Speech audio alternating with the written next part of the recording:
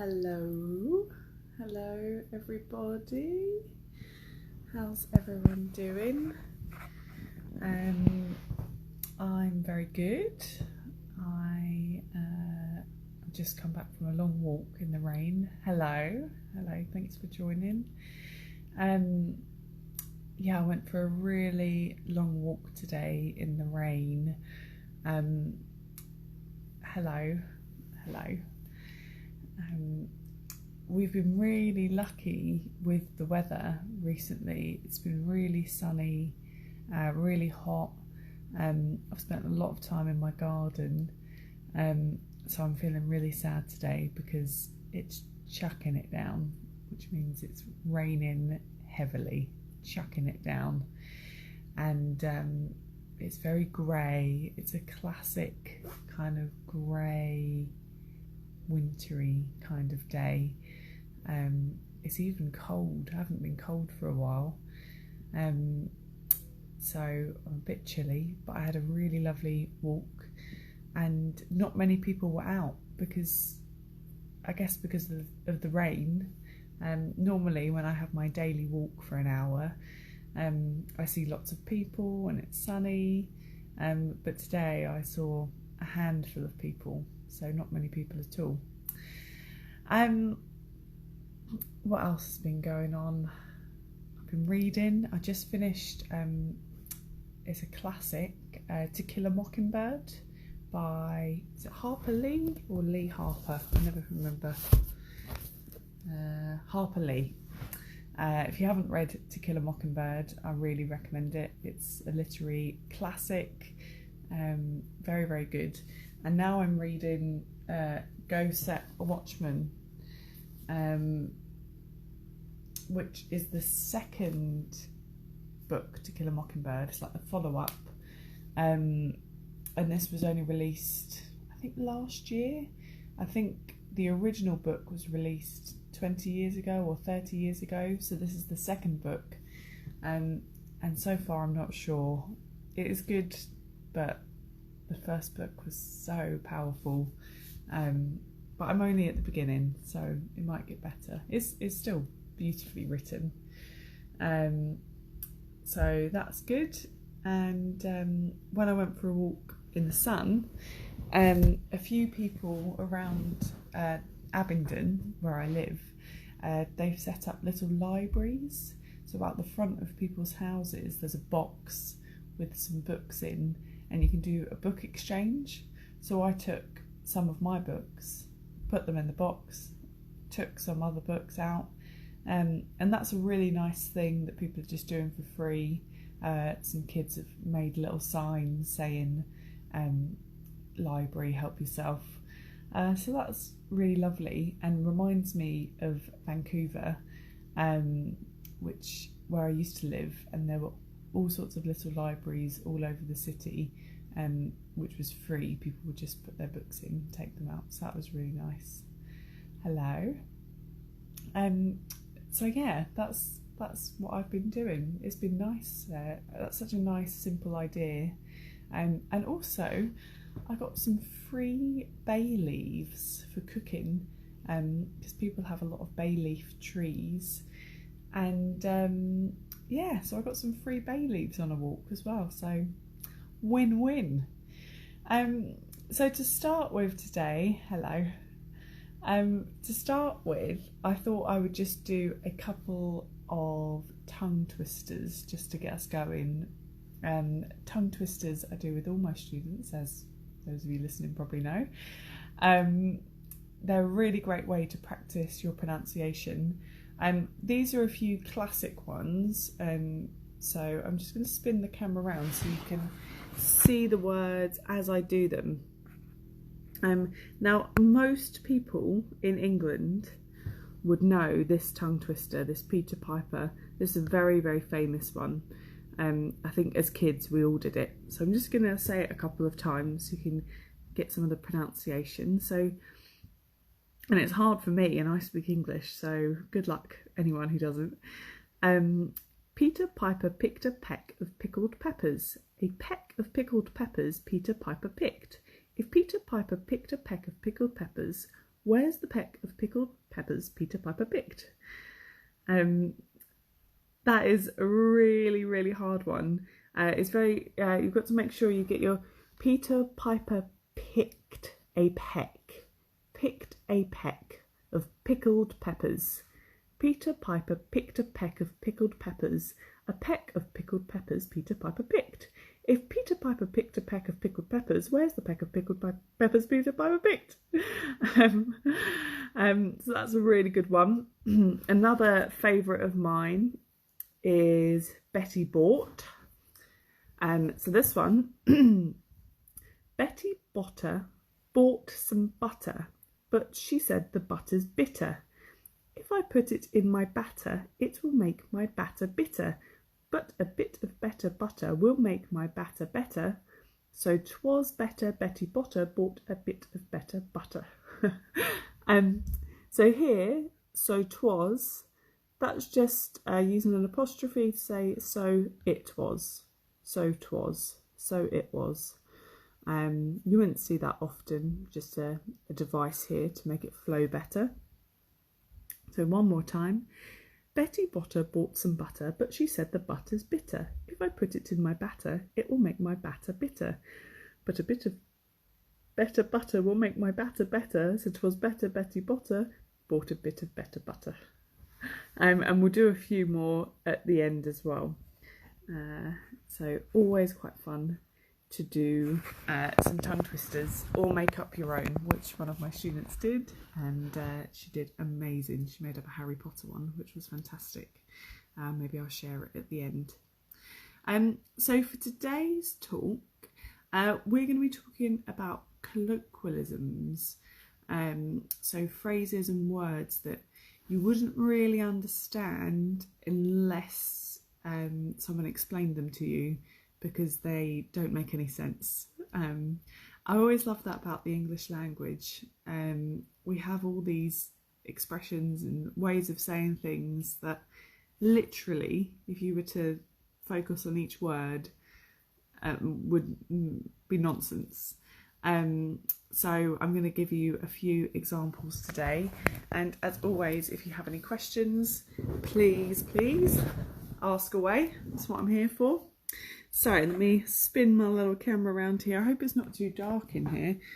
Maybe I'll turn the light on in a second. So colloquialism, great word. The word colloquialism comes from Latin colloquium, which means a conference or conversation. So words or phrases that we use in conversation. So there's differences between colloquialisms, slang and jargon. Now, I did a talk on slang, you may remember. So slang would be words like, even cool is technically slang. Oh, that's cool. Let me think. So a great one that my students used to say all the time last year, they probably don't say it anymore, but they used to say, oh, that girl is peng, which means attractive or hot. Peng. There we go. So slang is something that it changes often, normally depending on what is popular of the day. So the difference is that slang words are used in specific social groups, like teenagers. So the example I just gave, oh, that girl is peng, you wouldn't get someone my age say that. I'm 30. You would probably get a 15-year-old would say that. So depending on your age group depends on the slang that you use. Whereas colloquialisms can generally be understood across age and socio-economic barriers, meaning rich or poor, people can understand colloquialisms, as long as the speakers are all from the same geographic region. So some colloquialisms, it does depend where you live in the country. And similar to slang, you may have heard this term jargon. Oh, I don't understand that jargon. And jargon is only used by specific groups, but it often refers to words used in a particular profession. So for example, the way in which lawyers speak is so specific to their profession that it's often known as legalese. Other professions that rely on exchanging complex information also use jargon, such as scientists, doctors and business people. So if I was at the doctor's and they were saying a bunch of stuff that I didn't understand, they were using medical language, that would be jargon. I wouldn't understand their jargon. They would have to speak in plain English to me. Hello, thank you for joining. So they would have to speak in plain English, so something simple and straightforward, not using medical language, because medical jargon I wouldn't be able to understand. Hello, thanks for joining. We're talking about colloquialisms. So I've got a few examples that we would use in everyday life to start you off. Bamboozle, which means to deceive, and that's quite a good one, bamboozle. Another one is go bananas or go nuts, which is to go crazy or be very angry. My mum went bananas because my room was such a mess. You could also say, my boss is driving me nuts. They've given me so much work to do. And just a few, just abbreviations here that we use all the time. Wanna, want to. I wanna go hang out with my friends. I'm gonna, which means going to. I'm gonna go out with my mates later. Y'all. This is kind of an American one, but you do hear people in England say this. What you're doing later, but generally more of an American thing. But wanna and gonna are very common. You'll hear that a lot. Do you want to hang out later?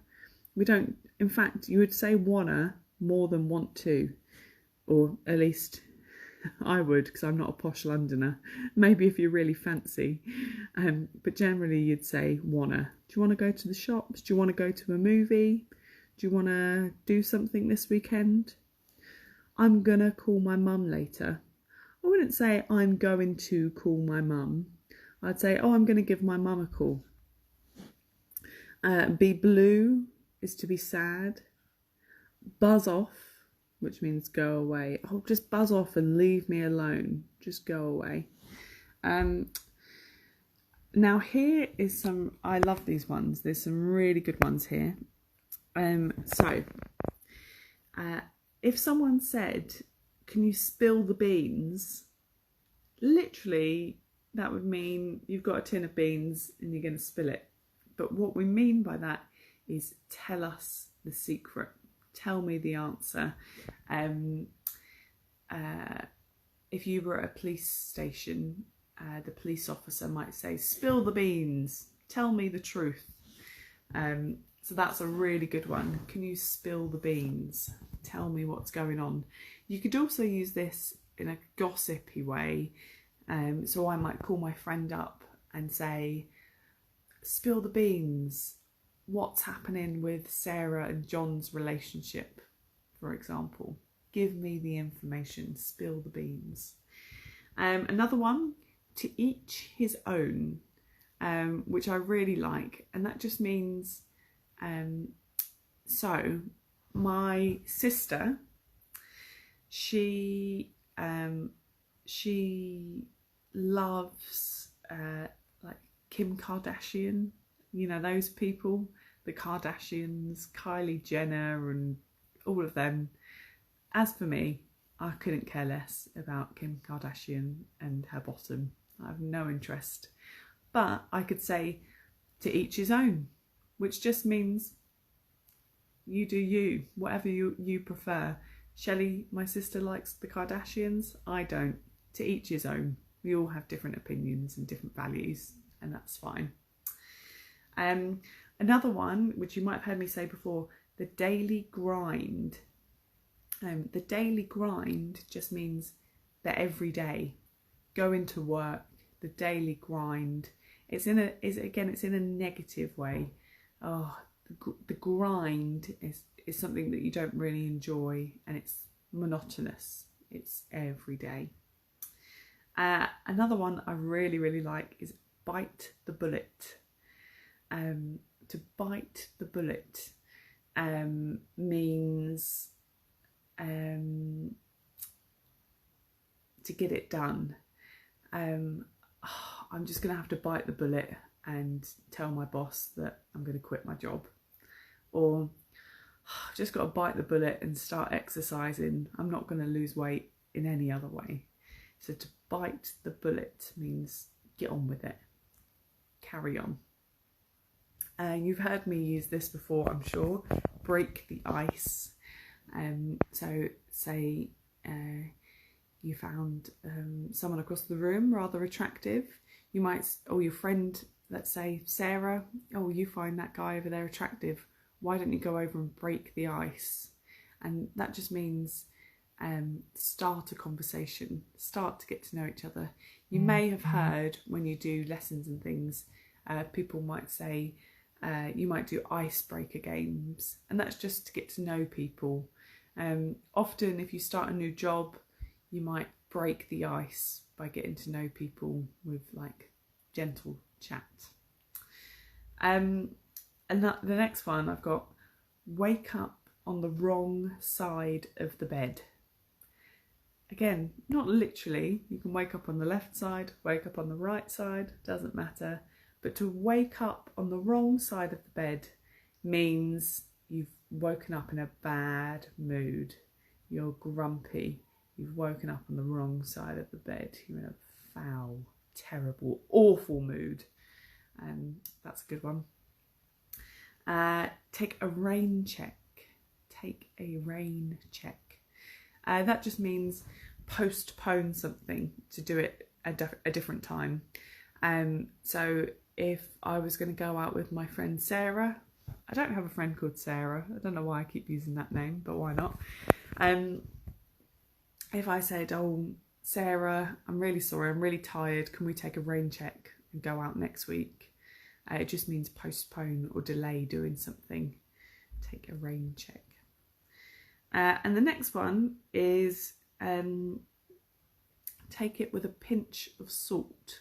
Some people say a grain of salt. Take it with a grain of salt. But I would say take it with a pinch of salt. A pinch. Yeah, that's a pinch. Pinch of salt in your dinner. And that just means take it with a pinch of salt. Don't take it to heart. You know, don't... oh, that's quite a tricky one to explain, actually. I was thinking about this one. Take it with a pinch of salt. It could be a few different things. It could be if someone's told you a really long and crazy story that you're not sure you believe, you might take it with a pinch of salt. For example, my friend Will, he exaggerates his stories. So he might say, oh, it was crazy, I went out, I stayed up till 5 in the morning dancing, I did a backflip and a front flip, and I was dancing all over the dance floor, and then I ended up on an airplane to France the next day with Richard Branson, for example. I would take that story with a pinch of salt. I would assume that he is exaggerating somewhat, blowing things out of proportion. So there's some good ones. Let me just spin the camera around here in case you want to take any notes down. So spill the beans, to each his own, the daily grind, bite the bullet, break the ice, wake up on the wrong side of the bed, take a rain check, and take it with a pinch of salt. Okie dokie. So let's look at some more. So here are some phrases that I really like. Penny pincher. If you're a penny pincher, it means that you save money. You're a penny pincher. You save money. Likewise, if you said someone is tight, doesn't mean that they're tight. literally, it means that they're not very generous with their money. Oh, I've just brought a round of drinks. Sarah hasn't brought a drink all night. She's a bit tight. She's not really sharing her wealth. Passing the buck, or pass the buck. So I'm just trying to get it so you don't see the laptop reflecting in my eyes. If you pass the buck, it means you pass the blame. So if someone farted in the office, you might, oh, Sarah, that was you. You pass the blame, passing the buck. Also, you might be told, don't pass the buck. Own up to your own faults. Another one, eat my dust. So if you were trying to get away, maybe if a kid was playing a game, eat my dust, then you're rushing off into the distance and you're saying, eat my dust. It's not a very common one. I wouldn't say I've heard that often. Eat my dust. Yeah, just rushing off. Yeah. My friends say this to me all the time. Lost the plot. If I start rambling on about nonsense, not making any sense, you might say, Tasha has lost the plot. She's gone a bit crazy. It's not really in a negative way. It's sort of a silly thing. Oh, I think Sarah's lost the plot. She's, you know, keeps forgetting. You know, like if you walk into a room, say, and you've got your glasses on your head, and you go, where are my glasses? Where are my glasses? I might say to Tom, I can't find my glasses anywhere. And he'll say, you've lost the plot. They're on top of your head. And I say, oh, right, okay. Or I might say, I've lost the plot. I can't find my glasses anywhere. I'm going crazy. I've lost the plot. Another one is the bee's knees. So that's if you really like someone, they're the bee's knees. So I could say, I love my boyfriend. He's the bee's knees. He's a really good guy. The bee's knees. I've got an Australian example in here. She'll be right, which means everything will be all right. And I've also got this expression, old as the hills, which just literally means very old. Old as the hills. So we've got old as the hills, penny pincher, she'll be right, pass the buck, eat my dust, lost the plot, bee's knees. That's some phrases there for you. Now, the next one I'm going to talk about are aphorisms. An aphorism is a concise, terse, laconic or memorable expression of a general truth or principle. They're often handed down by tradition from generation to generation. So I've got some good examples here. So these, like I say, they're normally passed down through the family. So people might have their own specific examples, but there are ones that we would all know. So, for example, there's more than one way to skin a cat, which is not a particularly nice expression. There's more than one way to skin a cat. That just means there's literally more than one way to do something. You have multiple options. So for example, let me think of an example here.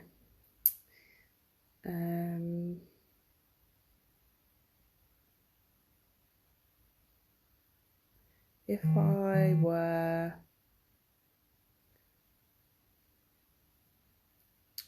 not sure what to do in life, you know, I don't know whether to, I'm trying to think, I can't think of a good example. more than one way to skin a cat literally just means there's more than one way to do something. So that's it really. I don't really need to give you an example. That's a fairly straightforward one.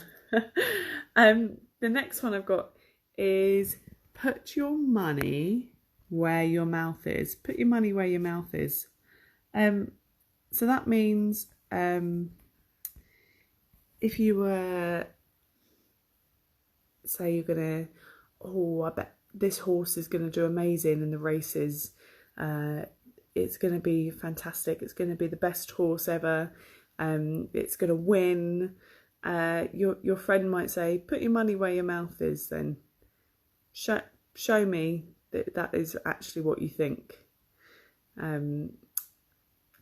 You know, show me that is really what you think. Put your money where your mouth is. So that's quite a good one. Another one, I wasn't born yesterday. Just means I'm not an idiot. I wasn't born yesterday. That's a very cute little baby there with teeth. Very weird. I wondered why that picture was so weird. I wasn't born yesterday. I'm not an idiot. I'm not a fool. I'm not a moron. I know what I'm doing. I wasn't born yesterday. Good one. Next one, you're driving me up the wall. So you're driving me up the wall. Not literally, just means you're driving me crazy. So at the moment, during this lockdown period, obviously partners are spending a lot of time with each other, and you might say, oh, my partner's driving me up the wall. They're driving me crazy. And that's very common. You might say, you know, to your kids, if your kids are running around, being really loud, really annoying, you might say, you're driving me up the wall. Will you just be quiet for 1 minute? I had that a lot as a kid because I was very noisy and annoying. And let me give you, I've got some more examples here for you. I hope of you, those of you who are listening live are well. Is everyone good? Having a good week? I can't believe it's only Tuesday actually. Okay, so I've got another few examples of aphorisms. So again, these are sort of words of wisdom almost passed down through generations.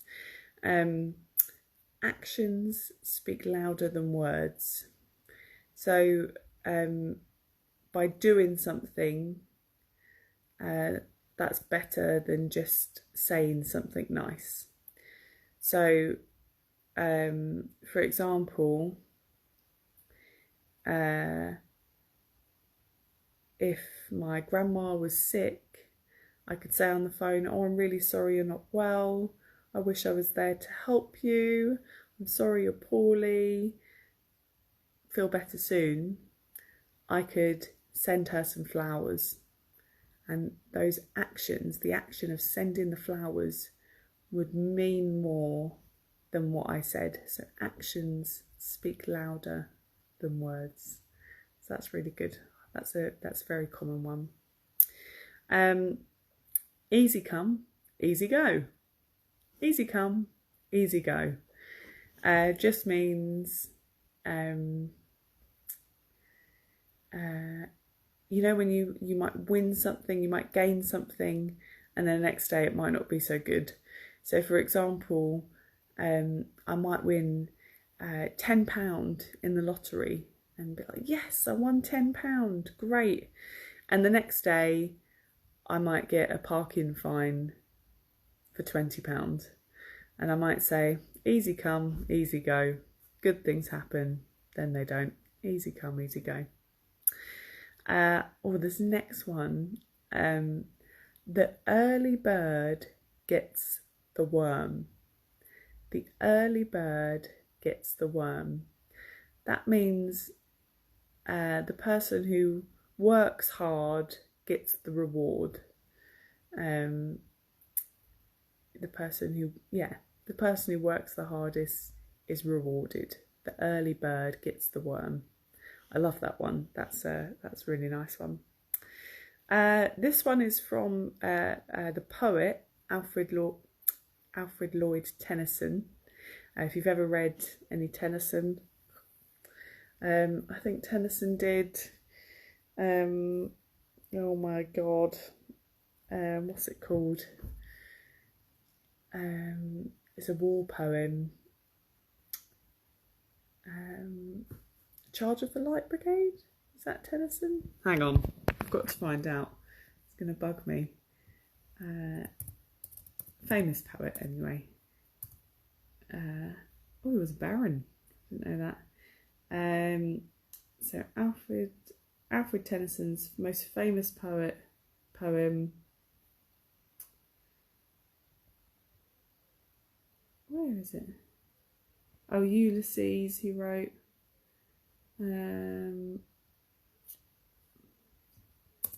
Poems. Sorry guys, this is more to satisfy my curiosity. Yes, The Charge of the Light Brigade, a very famous war poem, Lord Tennyson. And he said, which is a very, very famous, you've probably heard it, "'Tis better to have loved and lost than never to have loved at all." So it's better to have loved and lost than to never have loved at all. And that's a very common saying, especially if you've been through a heartbreaking, emotional breakup with someone. It's better that you've had that love and that relationship than never have experienced love. That's a good one. Let me see, I've got a few more examples here for you guys. And then we'll do some more tongue twisters.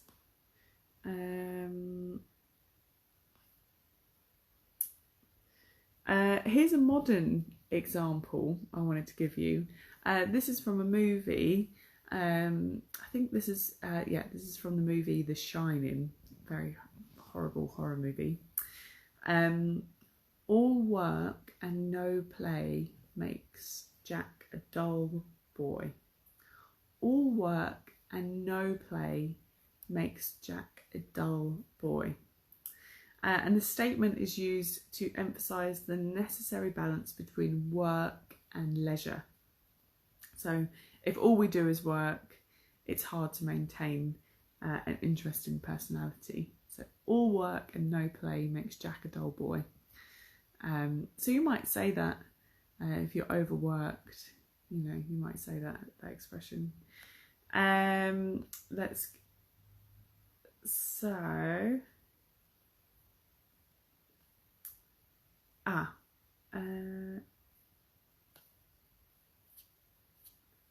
Where is it? Just give me a mo, just finding my other ones. Okay, this is another good one. All for one and one for all.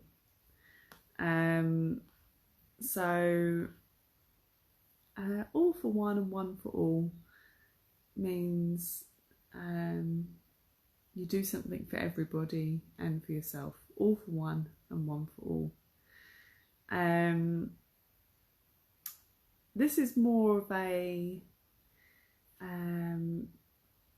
this is still an aphorism, but it's also like an old Chinese like a proverb. Some of these you could say are proverbs as well.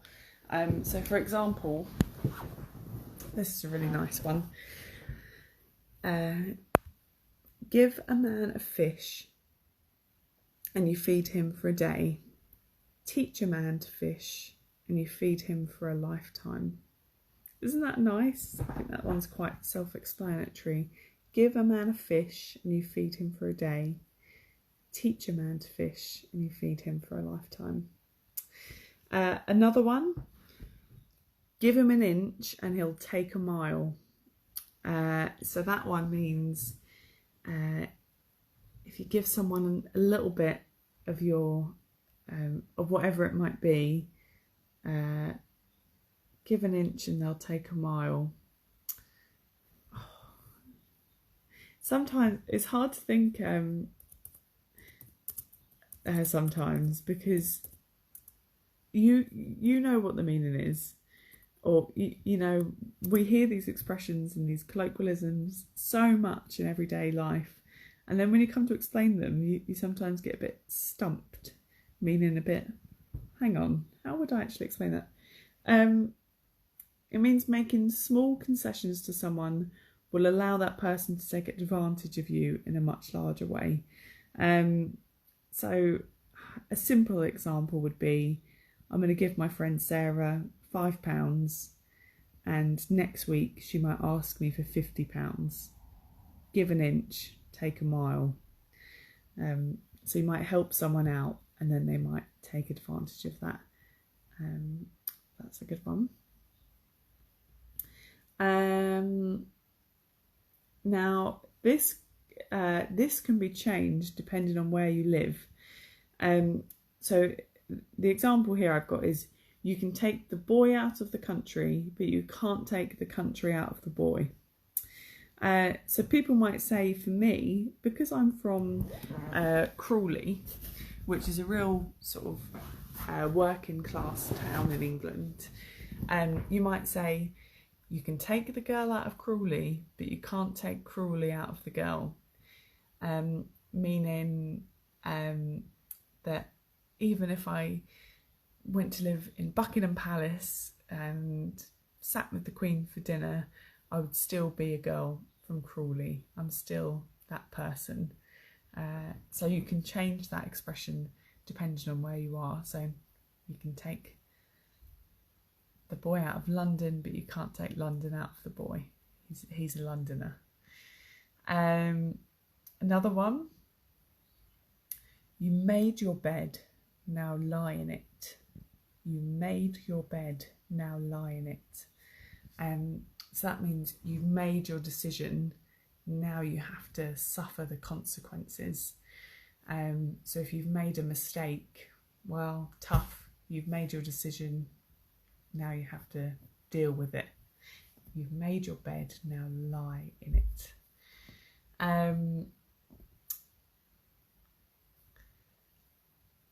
Let's do a few more.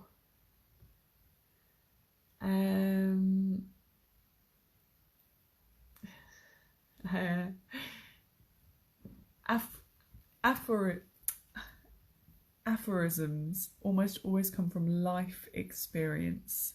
They're passed on from someone who's walked the walk, meaning they've lived the life that they're talking about.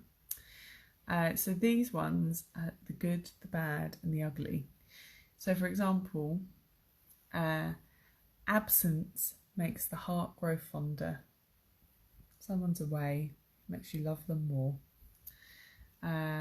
This next one is from, I think it says in Matilda, if you've ever seen Matilda, the Roald Dahl, read Matilda, it's also a film, the Roald Dahl book. Children should be seen and not heard, meaning children should be nice to look at but not noisy and causing chaos.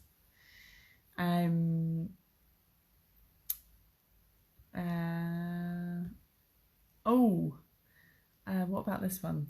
The proof is in the pudding. The proof is in the pudding.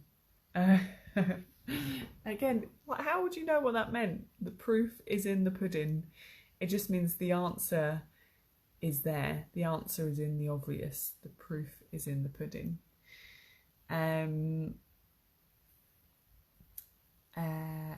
One I've mentioned before, don't judge a book by its cover. So don't judge someone until you know them. Don't judge someone by their appearance. And let's do one more. All good things come to those who wait.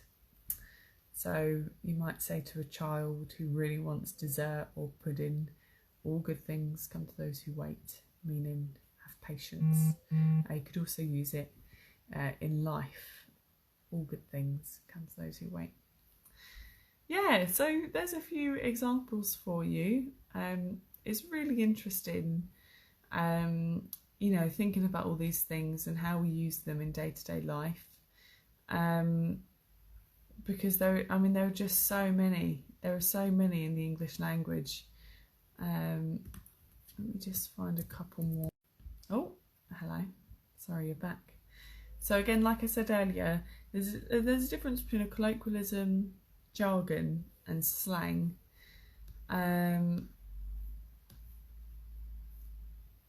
So this word skiving, that's probably more slang. If you skive, it means that you've skipped school, meaning you've missed school or you've missed work.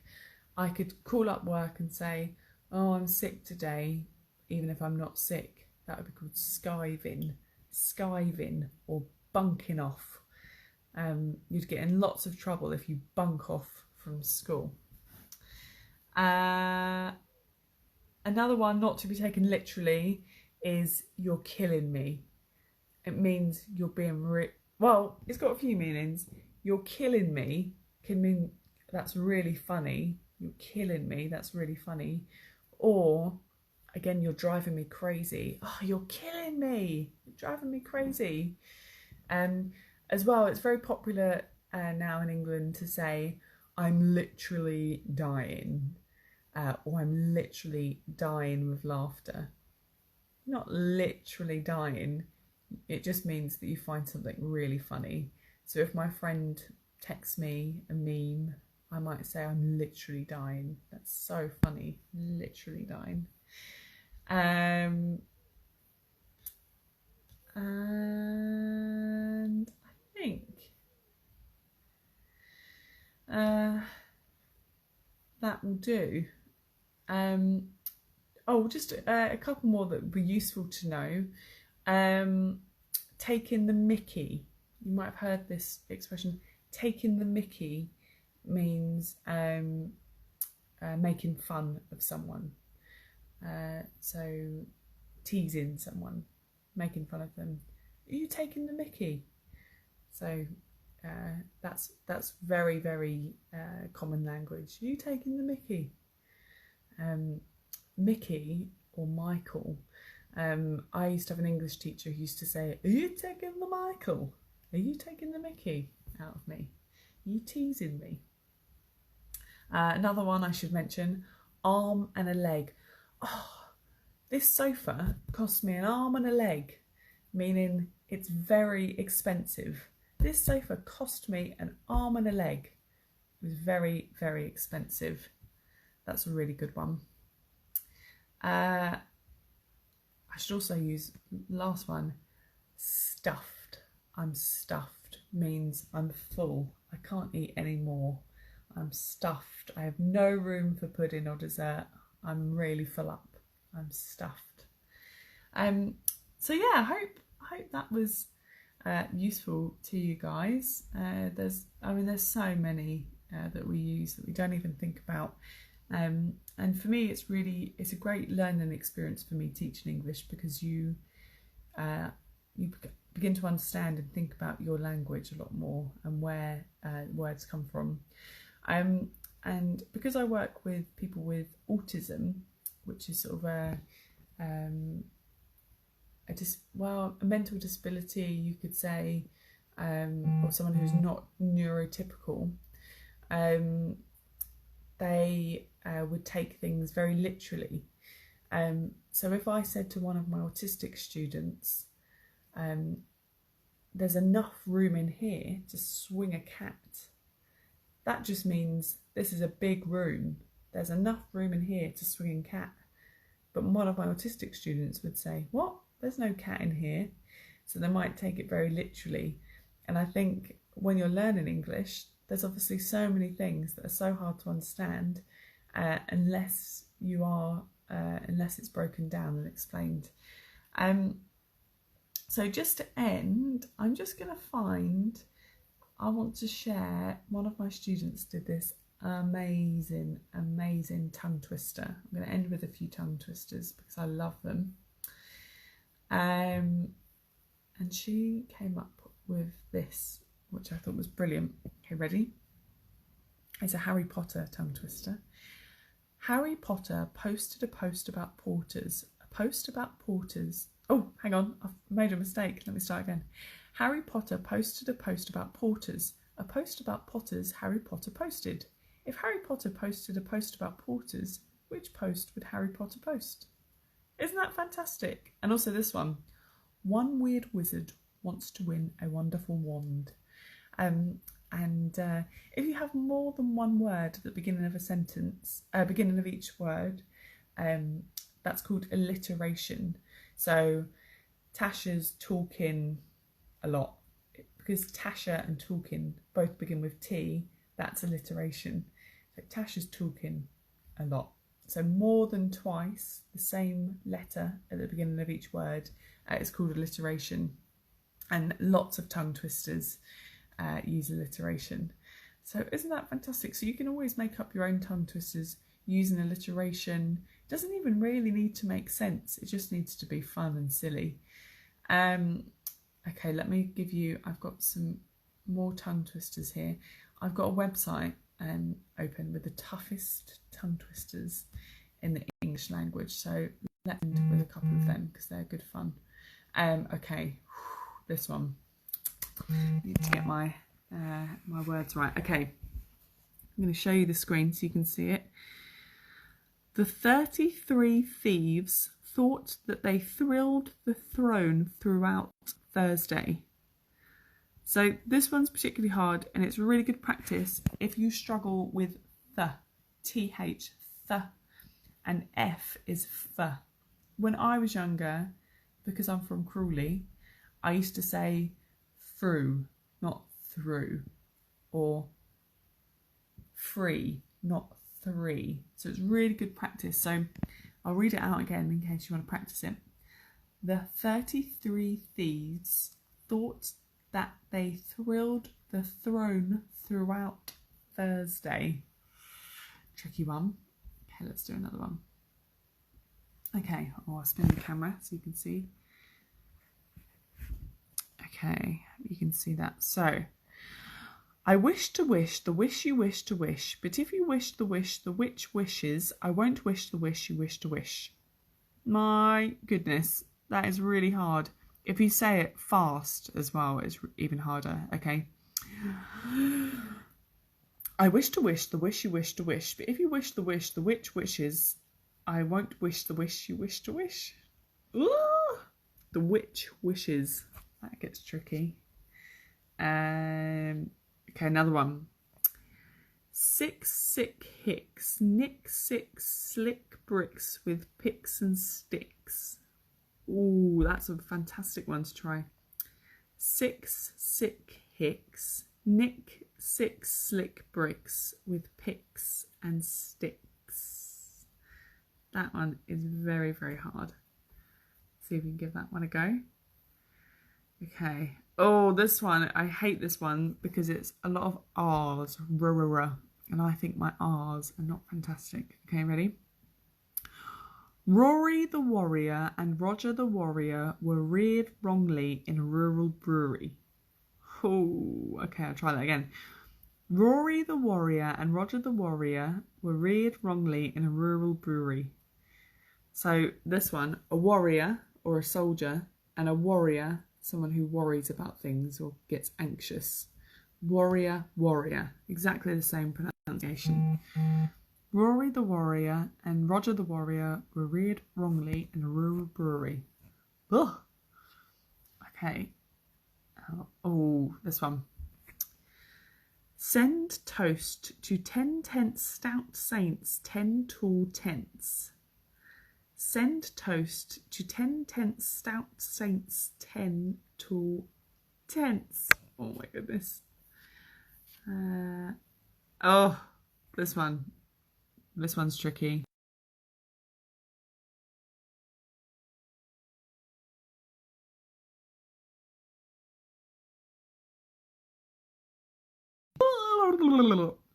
Imagine an imaginary menagerie, manager managing an imaginary menagerie.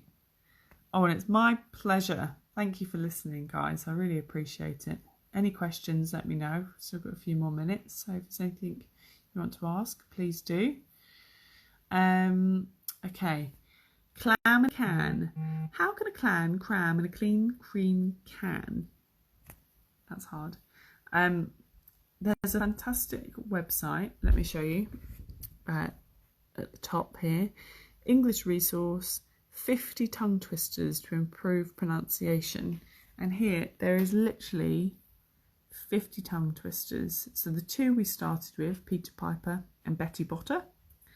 And there's loads and loads and loads more. So depending on the words that you struggle with, you know, if you struggle with your ths, I thought of thinking of thanking you. If it's your s's, so this is the sushi chef, or your f's, or whatever it is. There's something on here for everyone. And there's some ruder ones that adults might want to try. You might know why it's rude. I'll give it a go. This one here, number 47. I slit the sheet I slit, and on the slitted sheet I sit. I slit the sheet I slit, and on the slitted sheet I slit. You have to be careful doing that one because it wants you to say a swear word, which I'm not going to say. Let's do a couple more to end up. What about 35? 11 benevolent elephants. 11 benevolent... Oh my goodness, that is so hard. Give this one a try, guys, when you're at home. 11 benevolent elephants. 11 benevolent elephants. 11 benevolent... So hard. 11 benevolent elephants. I think that's one of the hardest ones. That's fantastic. So yeah, or just try and find or make up your own tongue twisters. They are really, really a good way to practice your pronunciation. But that's it for me. I hope everyone is all safe and well, which seems to has to be the sign off, doesn't it, at the moment? Stay safe and well. As always, if there's anything you want to know or chat about, let me know. I might try and do another Harry Potter talk next week. So if there's anything you're curious about Harry Potter, please let me know. And maybe I'll read another little bit out as well. And I was thinking I'll try and find my Harry Potter hat and scarf to wear. And maybe I can find my old pictures of when I went to Harry Potter Studios. Other than that, thank you for listening so much. I really appreciate it. And yeah, look after yourselves. I hope the weather gets better wherever you are. And here it's drizzly, it's rainy. I'm just gonna please bring back the sun. Thanks again, and peace and love. Bye guys.